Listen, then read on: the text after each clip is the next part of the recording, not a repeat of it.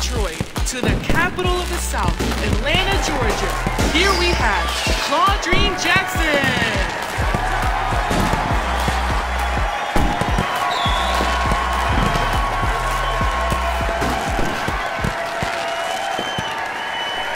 Hello, hello, hello, and thank you so much for tuning in to the Claudreen Jackson Show.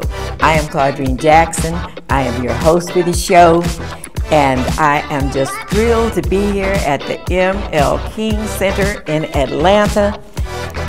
Later on, I'll share a poem that I wrote. My poem is called I Had a Dream. But let me start with a prayer. Dear Lord, guide me, help me, show me the way. Lord, we humbly ask that you give us the comfort of your presence and the confidence to trust in you even when the outcome is uncertain. And Lord knows we're going through uncertain outcomes now. Please calm our minds, bring peace to our hearts, strengthen our spirit to carry on. Lay a path for us, Lord, and help us to follow you. Help us to be faithful to your guidance. And please bless the watchers and my wonderful guests. And we thank you. Keep us safe in your presence, enfolded in your love, and protected by your power. Amen. So I am extremely excited. You know, on the Claudreen Jackson Show, we try to highlight remarkable, exceptional people. So today I have a remarkable, exceptional guest for you to meet. And I am thrilled to have Lady Atlanta Sunshine Lewis. Which do you prefer, Lady Atlanta? I heard you, Lady Atlanta, or Sunshine Lewis. Sunshine is good, Dr. Sunshine. You bring the sunshine. Oh, welcome, welcome, welcome. Thank you and thank you so much for agreeing to be here. I know you're a busy lady, and I greatly appreciate it. And you're an inspiration to me already. Wow. So, what inspired you to dedicate your life to advocating for victims and serving the community? Crisis intervention and bereavement services, are those your specialties? Yes. Wow, yes. That's important. Yes. Because those are two serious. They are. So you tell us about these. Well, I can go back as far as my childhood days, which were very, very, very beautiful days. Right. As a child, and until this one particular situation took place in my life in high school. At 14 years old, I was, my rights were violated by half a football team. Oh. And it was totally traumatizing. Very traumatizing. It had to be traumatizing. Very traumatizing, to the point that, being that age, I didn't know what to do. I didn't know who to talk to. I didn't know who to tell. I was afraid to tell anybody. Right. Because I just did not know what would happen if I did. Well, yes. I think I was more afraid for the perpetrators than I was for myself. That's a good heart. Listen at you. Because I knew that my father and other people, my brother and everybody that loved me, you know, would have. Right. Oh, yes, yes, ma'am. Yes, ma'am. They probably would have. Yes, ma'am. So, but that pushed me. And how old were you then? 14. Oh, girl. 14. Yes. 14. And but I got the best of them. I got the best of them. I got to put that in there. Yeah. Yes, ma'am. How did you do that? God's power came through, and the cell phone. It wasn't the cell phone. Then the telephone rang in the room, and it was one of the high school students' aunts that was calling, and he had to answer the phone, and he told them to, you know, make me shut up, or because he had to answer the phone. Yes. So, in other words, they were going to either punch me out, and I knew that, or I was going to punch them out. And I fought like crazy, and God gave me the strength of an elephant. So that was the impetus for you becoming the magnificent activist that you are. So I see you have innovative approaches to bereavement. Yes. And a mobile funeral service. Yes. And can you tell us about that? Yes, it's Grace and Mercy. So you have changed the landscape for grieving families. Yes. So I'm really interested in the mobile service. Oh yes, and it was we had it researched. It was one of a kind. That's what I was saying. I've never heard of it before. The service, and God gave it to me through my son's death. very sadly in a sleep study, gone wrong. Wow. And his death is what catapulted me to reach even more out to families, even though I was already doing it because my father, it actually goes back as far as my younger years when my father founded the missing and murdered search teams for the children, Atlanta's missing and murdered children. Okay. And tell us about your father's name a little bit. My father is John H. Lewis Sr., not to be confused with the congressman, but we were all good family friends. Right. And my father also marched with Dr. Martin Luther King. Beautiful. And, beautiful. So yes, they had a beautiful friendship. Yes. Kinship, we called it, because everybody just assumed that we were related. Because my father's name is John H. Lewis Sr., then the congressman is John Lewis, and my brother is John H. Lewis Sr. Well, are you old enough to have met Martin Luther King? Yes. Oh, you did meet him? Yes. Wow. I remember when he passed and everything, the funeral. Yes. The funeral and everything, the horse-drawn carriage and, all of that. I was in elementary school at that time, but I do remember. My goodness. You have been busy. You were involved with the Centennial bombing and Hurricane Katrina. Yes. The Centennial bombing, that was what, with your father? No, that was when I was working in the Mayor's Office of Community Affairs. Oh. And then I worked in the District Attorney's Office as well. And I actually was the brainchild of the mobile unit for the city of Atlanta. There, we went out into the communities and identified hotspots every single day. Wow. In the week, and we saw at least probably 200,000 kids in the tenure that I had worked there, helping them with homework and after-school programs and all of that on the mobile unit. And from there, I went over to the District Attorney's Office and ran the mobile outreach crisis unit. Wow. So yes. Now, the incident that happened to you when you were 14, that's traumatic. But what did you experience any other traumatic events? What was the worst event you experienced? That probably was the worst as a child. Yes. But the worst event was when my son, Brandon, died tragically at 25 years old in a sleep study. That was traumatizing. How long ago was that? That was 2010. Wow. January 23rd. And look at you. Look at you. Yes. Look and at my you. My father died 16 weeks before my son. Oh my goodness. Yes. So it's been. But everything just fired you up to do more. It does. So I don't even know where I get this energy from. Yes, I am so proud of you. I'm so proud of you and all that you have accomplished. Thank you. Ambassador. For the state of Georgia. Yes. So, what do you do in that role? Well, I was hand-selected. I can understand. I can understand why. I can understand. The former Lieutenant Governor Mark Taylor handpicked me to go to Washington D.C. with White House Homeland Security, along with one of my co-partners, Pam Howard, with the Center of Crisis Traumatology, and Dr. Eric Hickey, who is a crime expert out of LA. Right. Actually, he attended with us, but I actually can say that I was the only minority female. Wow. In a group of probably 50 gentlemen that were very, very distinguished from White House, all of the various departments of White House. Wow. I was the only female minority there. Beautiful. Well, you were the perfect one. You were the perfect one. I have a question about the mobile funeral service. How does that work? Well, the mobile funeral service works as from the onset of a person's illness. Grace Mercy is what the name is. My son gave me that name in his death. My mother's name was Grace. She just passed away in November, but she was 99. Wow. But 99, she had a good But one life. day we were having a conversation, and I told her, I said, well, we can be a good team. I said, we can be Grace and Mercy. Oh my goodness, that was. And I said, I'll be Mercy. Well, she was already Grace. Right, she was Grace. And she said, but I want to be Mercy.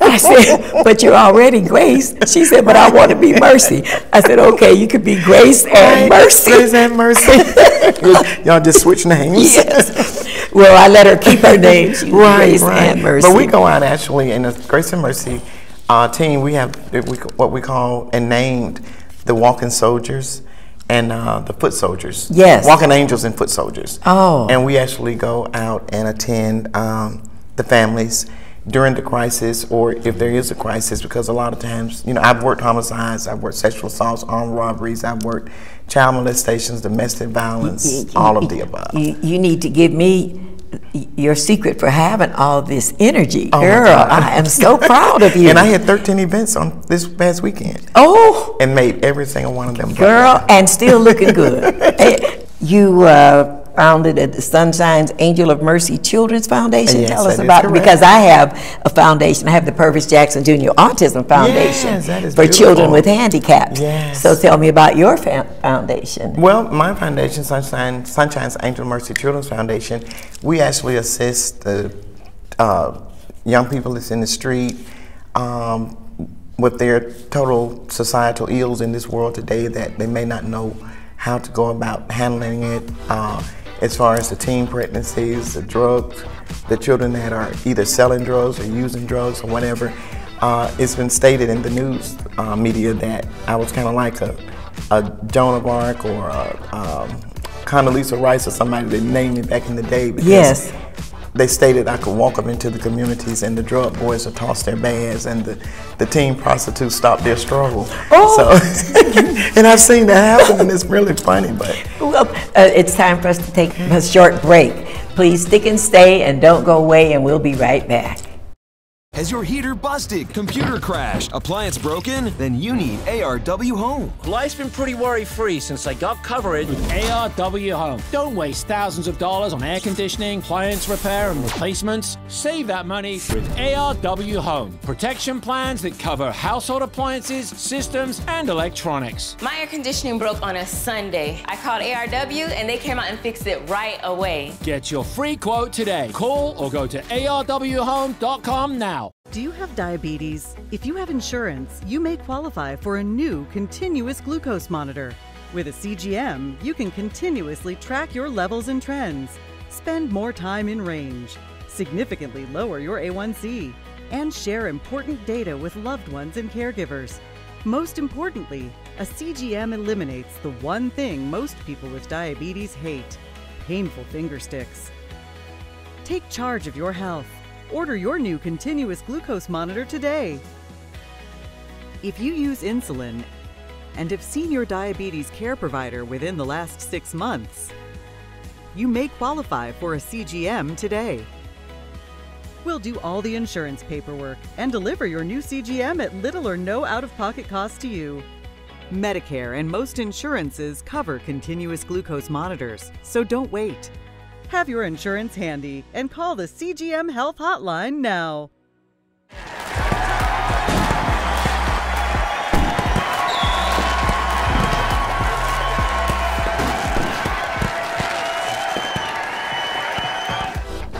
Welcome back, and thank you so much for sticking with me.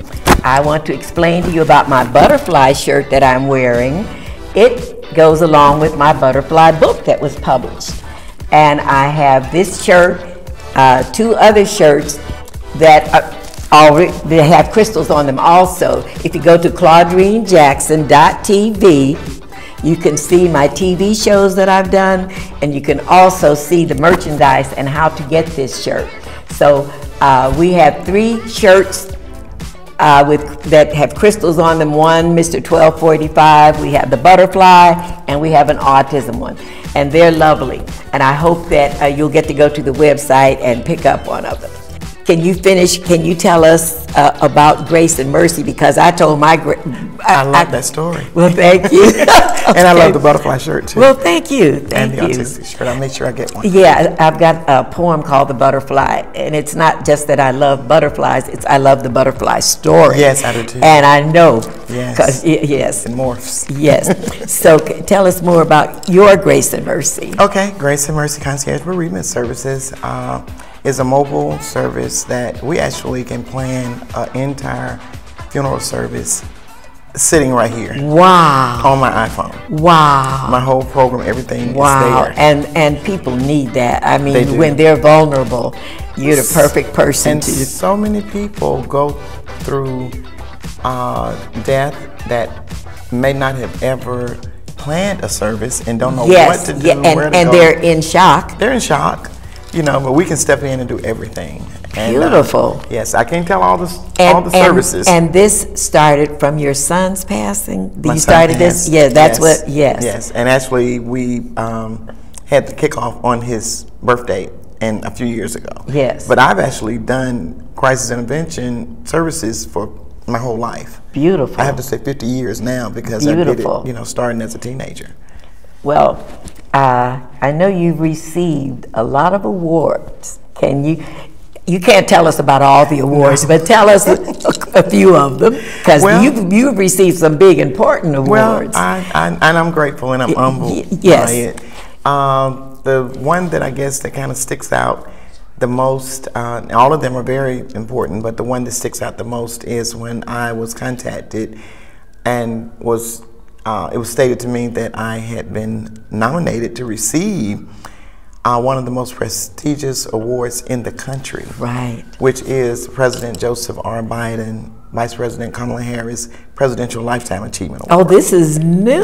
Yes. Bless you. Yes. So, you're still receiving awards. Still receiving awards. Wow. And, you know, that one just like took me overboard. Well, tell us about some of the other awards, too.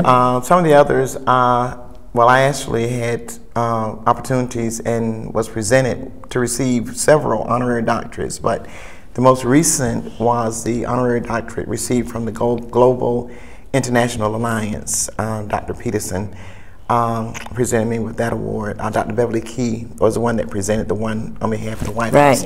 But I received both those awards in the same year. And I also received the International Masons Grand Masters Award, which is one of the highest awards that the Masons present. Well, I received the gold medal for that. Well, beautiful. And you are such an inspiration. Wow. Because you had trauma and crisis in your life, but it didn't stop you. No. It impelled you to move forward. Now, I'm not sure about what you were doing at crime scenes, but can you tell us about that and the most horrific crime scene that you went to? I'm actually a senior crisis intervention specialist. Yes. And that just came about as a result of me responding to people in crisis. Right. When my father formed the missing and murdered search teams, I was 22 years old at that time. And I started trying to go out on the scenes with him, and he didn't want me to go out on the scenes. But when the families would come back to the locations from searching for their loved ones, I would be there to make sure they, you know, had food and was hugged and, you know, loved on and everything like that. So it kind of started there. And I prayed and I asked the Lord, what is it that I can do to help take some of the burden off of these families? And, you know, the first thing that came to mind was to just love on them, first of all. And then, you know, I just started going to crime scenes. I mean, I just started going to crime scenes, and the news media, they knew me, and actually they did a story on me, and they had the sun shining from down on me, and I did not even know they had pulled up because I was so engrossed in these 3 babies that had burnt in this fire. Oh my girl, how did you cope with these kinds of things? Yeah, that wasn't the worst. That wasn't the worst. But those 3 babies that burned in the fire, I was out there and was placing shrines, and they were like, they never knew for years, decades. I was the one that first started placing the crosses, the candles, the flowers, teddy bears at the scenes. My son, I call him my big teddy bear. But I placed the teddy bears and everything at the crime scenes, and the sun was shining over me, and they were like, the sun is shining on sunshine as she ministers, you know, to these families. Beautiful. I never knew they were out there. I'm trying to find that clip as well. Now, you said that wasn't your worst. That wasn't the worst. Do you want to tell us the worst? It was so many. It was hundreds and hundreds and hundreds, if not thousands. But, girl. One that really sticks out with me is the family of the 7 members that were killed in Adamsville. One of the disgruntled or deranged family members came in while they were all in the house asleep, and he shot and killed 7 people. And this one little boy named Santonio hid in the closet, and he survived. Wow. When I got to the crime scene, because at that time I was working for the mayor's office and I was handling crisis and crime scenes at that time. When I went into I had to actually go into the home. Right. And it was a horrific scene, as you can imagine, with 7 people dead in there. And when they brought out this little boy. You're the person that does something when everybody else would be running away, because I would have been the one. I would have been one of the ones running away. But tell us about the little boy. Because I knew what I'd gone through, and that hurt me so bad. Yes, isn't it something that when we go through crisis and trauma, it helps us understand other people? I don't want anybody else to go through the pain that I've gone through with that trauma, and with my son's death. You know, even when friends of mine or just people I hear about children that die, I just want to hug them. I just want to hold them in my arms and pray for them, or just speak life into them. You know, and so now they call me 24 hours a day. I don't have a problem with it. I never sleep anyway. Wow. I doze, but I never close. I'd heard about how God can take broken pieces and make something beautiful, and you are the something beautiful that came from broken pieces. Thank you. And you're helping other people to who are broken. Yes. So bless you. That is a beautiful, beautiful testimony. You are leaving quite a legacy. Now, did you only have the one child? I birthed the one child. I'm glad you asked. I actually took in 32 children in my home. Ooh. And I was not a foster parent. And I even went to the foster training because they told me I had to. Yes. Or they were going to take, the 13 children were from one mother. She had 23 pregnancies. She had 13 children that lived. One person had 23 pregnancies? Yes. And she had 13 children that lived. Wow. And we happen to have the same, her middle name is my first name. Oh, okay. And I just felt that I always wanted 12 children. So I felt that God just had her to birth them, and I took them in, every single one of them. I took in and raised them until they were adults. And I loved every one of them as my own. There's a story on there too. Oh, wow.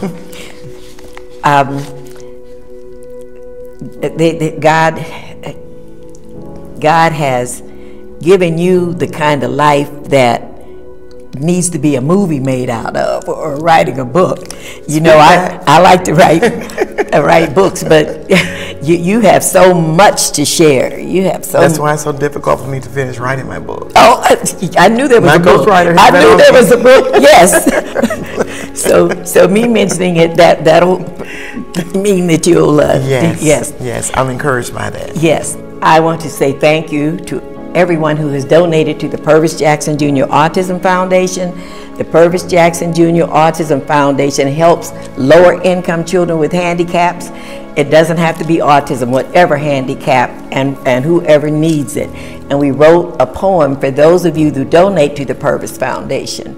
And if you wanted to make a donation and couldn't, I understand that too. I've been in that shape. But if you make a donation to the Pervis Foundation, whether it be large or small, we pray that God's love comes down to you from above, because you are the best people of all. If you've made a donation to the Pervis Foundation, you're helping handicapped children, indeed. So you can be proud of yourself, because you have already done a good deed. A donation to the foundation will help the situation. Because we can't do everything doesn't mean we can't do something. So a donation to the foundation will help the situation. Handicapped children can get help from me and you, because we will do whatever we can do. And if you want to make a donation to the Pervis Foundation, we will greatly appreciate you. You can find us at our P.O. Box 04422. That's P.O. Box 04422, Detroit, Michigan 48204. You can also go to pervisjackson.org. And Pervis Jackson, if you recognize the name, was the bass singer of the Spinners. And they received a lot of awards and a lot of accolades. Pervis Jackson Jr., who is now 48, still can't read, write, talk, or live independently. And Pervis Sr., before he passed, we were working on starting something. But Pervis Sr. did not see the results of us starting the Pervis Jackson Foundation. But I thank those of you who have donated to the foundation. I thank those who wanted to donate and couldn't, and I greatly thank Amazon, because Amazon gave us a donation that helped. We needed a transfusion, and Amazon gave us a donation that got us over the hump and helped us. And because of Amazon and the donation, that's how we're giving the free books away. So it's about time for us to go. And I want you to be kind to yourself and to be kind to others. Don't forget to go to ClaudreenJackson.tv, where you can see all the shows that I've done and where you can see how to get the merchandise, and you can actually apply to be on the store, be on the show. So I'm so thankful for the privilege of your time.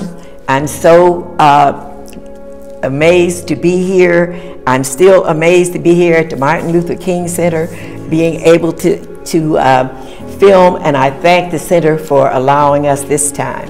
Miss Lovely Sunshine, yes, you do bring the sunshine. I thank you so much for being a guest on my show. I say we have exceptional, remarkable people, and you're the top. Thank you, darling. Thank you so much for the invitation. See you next time. Bye-bye.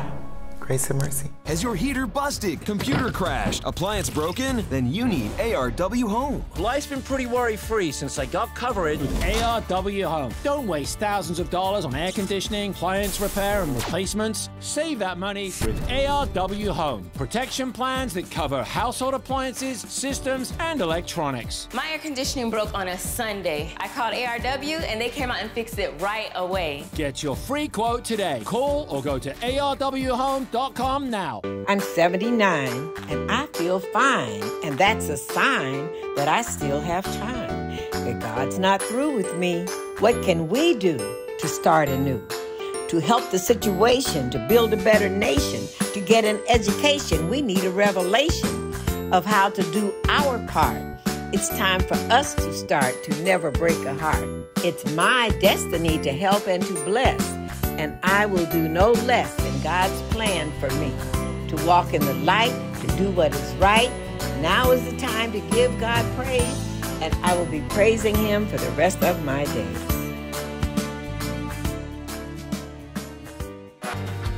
Claudreen Jackson thought she had it all until she was faced with the challenges of raising an autistic child. Inspired by autism is her brutally honest journey, filled with heartbreak and triumph. Get your copy and find the support you deserve today by visiting www.claudreenjackson.tv. The PJ Collection. High tops, slip-ons, sweatshirts,